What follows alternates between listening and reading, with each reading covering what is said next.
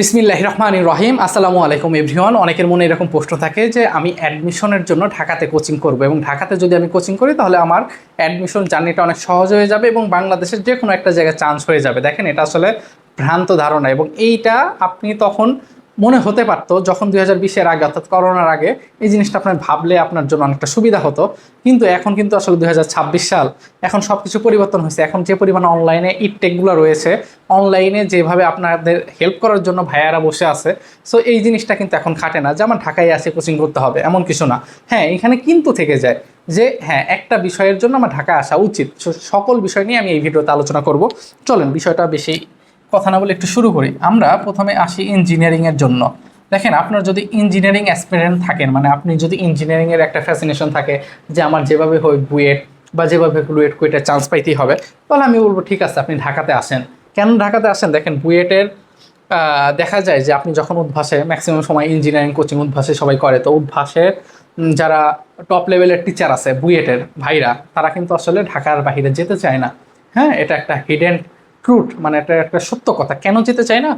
কারণ দেখা যায় যে অ্যাডমিশনের যে 3 থেকে 4 মাসে একটা সিজন থাকে, তখন আসলে রমরমা একটা বিজনেস, অ্যাডমিশনের একটা ব্যবসা থাকে।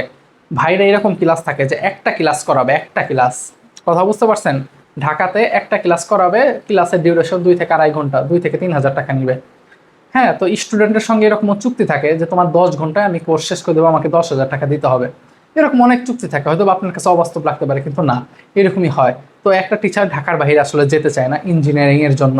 সো আমি যদি বলি যে আপনার যদি ইঞ্জিনিয়ারিং এক্সপিরিয়েন্স থাকেন এবং শখ থাকে ইঞ্জিনিয়ারিং পড়া, তাহলে ঠিক আছে, আপনি ঢাকাতে আসেন। কিন্তু এখানে অনেকগুলো বিষয় থেকে যায়, সেই বিষয়গুলো আলোচনা করব। আর আপনি যদি মনে করেন যে না ভাইয়া, আমার তো ছোটবেলা থেকে শখ আমি মেডিকেলে পড়াশোনা করব বা আমার শখ ডিউতে পড়বো, মানে আমি বুঝাইতে চাচ্ছি ভার্সিটিতে পড়বেন, ভার্সিটিতে আপনার শখ, তাহলে আমি বলবো যে আপনার বাড়ির পাশে যদি কোচিং থাকে সেখানে করাই ভালো। এখন মনে প্রশ্ন আসতে পারে কেন ভাইয়া বাড়ির পাশে কেন করবো? দেখেন, আপনি মেডিকেল বা ঢাবির জন্য যেই কোচিং করবেন, সেই কোচিং যদি আপনার বাড়ির পাশে থাকে, ওইখানে যা পড়াবে ঢাকাতে সেও সেম পড়াবে। এটা অবাস্তব কথা না, এটাই সত্য কথা। হ্যাঁ, আলাদা করে কোনো কিছু পড়ানোর নাই। আপনাকে কি মানে বাহির থেকে নিয়ে এসে দিবে এমন কোনো কিছু আপনি ভাবতেছেন? এমন কোনো কিছু যদি ভাবেন তাহলে ভুল। তার মানে আমি বুঝাইতে চাচ্ছি এই জিনিসগুলো আপনার বাড়ির পাশেও যা করাবে, ওই ফার্মগেট, মতিঝিল, মিরপুর সব সেম জিনিসই করাবো। সো আপনারা এত বিভ্রান্ত হওয়ার কিছু নেই। 1 নাম্বার বিষয়। 2 নাম্বার কথা, ঢাকা শহরে যখন নতুন আসবেন, এইখানে এই জিনিসটা মনে রাখবেন, এনভায়রনমেন্ট অনেক বড় একটা বিষয়। কথা বুঝতে পারছেন? দেখেন, বিষয়টাকে সহজে বলি। যেমন আমি যখন গ্রামে থাকতাম তখন দেখা যেত ঘুম থেকে উঠে দাঁত ব্রাশ করতে করতে এই বাড়ি সেই বাড়ি ঘোরাফেরা করতাম। কিন্তু ঢাকা শহরে কি বিষয়টা এই? ঘুম থেকে উঠে হাত মুখ ধুয়েই কিন্তু ওই পড়ার টেবিলে, এবং হাত মুখ ধুবেন বেসিনের সামনে। এটাই কিন্তু সত্য কথা। কিন্তু এই যে যে একটা পরিবেশের বিষয়, আপনি নতুন যখন ঢাকা শহরে আসবেন, এই পরিবেশের সাথে খাপ খাওয়া নেওয়াটা অনেকটা কঠিন বিষয়, অনেক চ্যালেঞ্জিং বিষয়। তারপরে যদি আপনি হোস্টেল থাকেন বা মেসে থাকেন, তাহলে কিন্তু এটা আপনার জন্য আরও কমপ্লেক্স হয়ে যাবে। হোস্টেল বা আপনি যদি মেসে থাকেন, তাহলে এটা আপনার জন্য অনেক কমপ্লেক্স হয়ে যায়। অনেকেই বলে যে আমি একটু আগে আমার ফ্রেন্ডের সঙ্গে কথা বললাম, ও এফএমসিতে আছে, মানে ফরিদপুর মেডিকেল কলেজ। ওরা যখন ঢাকাতে আসছিল তখন এরকম ছিল যে ওরা 3 জন বন্ধু ছিল। ওরা 3 জন বন্ধু আপনার একটা ফ্ল্যাট নিয়েছিল।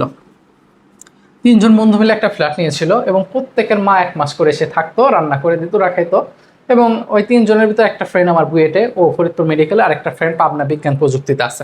যাই হোক, সেটা ভিন্ন বিষয়। আপনি যদি ওইরকম মনে করেন যে হ্যাঁ, আমার পরিবার থেকে ঢাকা শহরে আসবে, হ্যাঁ, তাহলে একটা ফ্যামিলির মধ্যে থাকবে। কারণ ঢাকা শহরে সবচেয়ে বড় যে অসুবিধা হয়, পরিবেশের পাশাপাশি আপনার খাওয়া দাওয়া। কারণ আপনি হোস্টেল বা মেসে যখন থাকবেন, বিশেষ করে হোস্টেলে থাকে, মেস তো ভিন্ন জিনিস, মেসে হচ্ছে বাজার করতে হয় আপনাকে। তো এটা আসলে অনেকের কাছে কঠিন মনে হয়। তো দেখা যায় যে ফ্যামিলি কি করে, টাকা দেয়, অনেকে আছে হোস্টেল এসে থাকে যে প্রতি মাসে 8 থেকে 10 হাজার টাকা হোস্টেলকে দিতে হয়। তো হোস্টেলগুলো বিজনেস পারপাসেই ওদের এটা ওপেন করে, এবং ওদের এই ফার্ম গেটে ব্যবসায় হচ্ছে এই 3 থেকে 4 মাস। তো ওরা তো ওদের সব থেকে লাভটা বের করারই চেষ্টা করবে, বাকি 6-8 মাস ওদের ওইটা ফাঁকা থাকে। সো কী করে, এই হোস্টেল ব্যবসাটা ওরা যে জিনিস করে, এক রুমের ভিতর 3 থেকে 4 জন, চিন্তা করতে পারছেন। এবং ওদের যে খাবার, ওরা বলা থাকবে যে হ্যাঁ আমরা দুধ ডিম সব কিছুই দেবো। মনে করেন যে আপনাদের পাউডারের যে গুঁড়া দুধ আছে, সেই দুধ আপনাদের প্রতিদিন রাতে থাকবে, কিন্তু আপনার একদিন খাওয়ার পর দ্বিতীয় দিন খাইতে মন চাবে না। ঠিক আছে, আপনার বলবে হ্যাঁ ডিমের দাম 10 টাকা করে। সো ডিম, ভাত, ডাল, এটা কমন একটা খাবার। মুরগির থাকবে এমন একটা পিস যে আপনার ভাত পরে থাকবে, মুরগির পিস আপনার খাওয়া শেষ হয়ে যাবে, এত বড় পিস দেওয়া থাকবে। বুঝতে পারছেন? সো এই বিষয়গুলো কিন্তু আপনার ভাবতে হবে। হ্যাঁ, হ্যাঁ, আপনি যদি মনে করেন যে না এটা আমি ফ্ল্যাট নিয়ে থাকবো, তাহলে সেটা ভিন্ন একটা বিষয়। আপনি যদি এটা মনে করেন যে না আমার তো ফ্যামিলি মেম্বার আছে, হ্যাঁ আমার ফ্যামিলি মেম্বার, বা আপনি বলতে পারলেন যে আমার তো রিলেটিভ আছে, হ্যাঁ আমার তো ঢাকা শহরের রিলেটিভ আছে, তার বাসায় থাকবো। দেখেন এটা আসলে পার্সোনালি আমি এটা পছন্দ করি না। কেন দেখেন, এটা হচ্ছে বাস্তব কথা, আপনি মানেন অথবা না মানেন। নিজের পরিবার মানে নিজের রক্ত একটা বিষয়, আর হ্যাঁ আমার চাচা বাসায় আমি যাচ্ছি, আপনার চাচি যে আপনাকে খুব ভালোভাবে দেখতে পারে বিষয়টা এমন কিছু না, বা তার বাসায় তার বাচ্চা কাচ্চা আছে, হয়তো বা হ্যাঁ বলবে যে আসো, কিন্তু অন্যের বাসায় থাকা আপনি ওই স্বাধীনতাটা পাবেন না।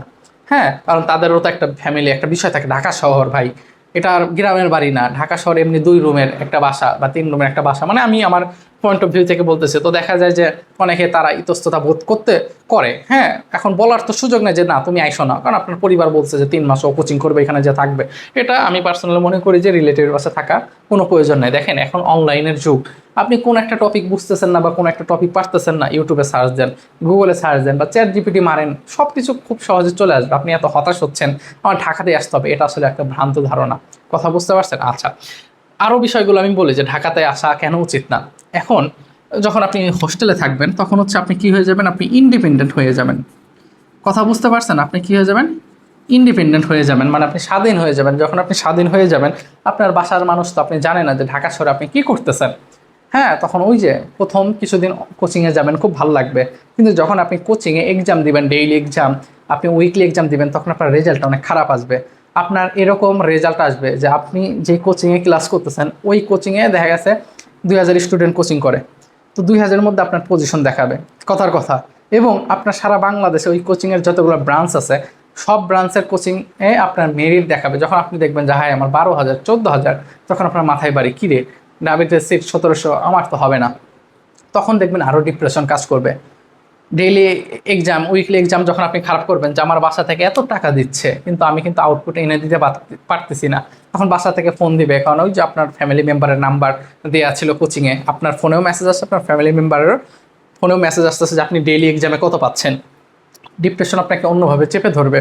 আর যখন এই যে হোস্টেলের খাবার দাবার খারাপ হবে, আপনার শরীর খারাপ হয়ে যাবে, বাস পড়াশোনা ওইখানে ইন্ড হয়ে যাবে। এটা হচ্ছে সত্য কথা। হ্যাঁ, আমি জানি না এই কথাগুলোকে বলে কিনা, বাট এটা হচ্ছে ইউনিভার্সাল ট্রুথ।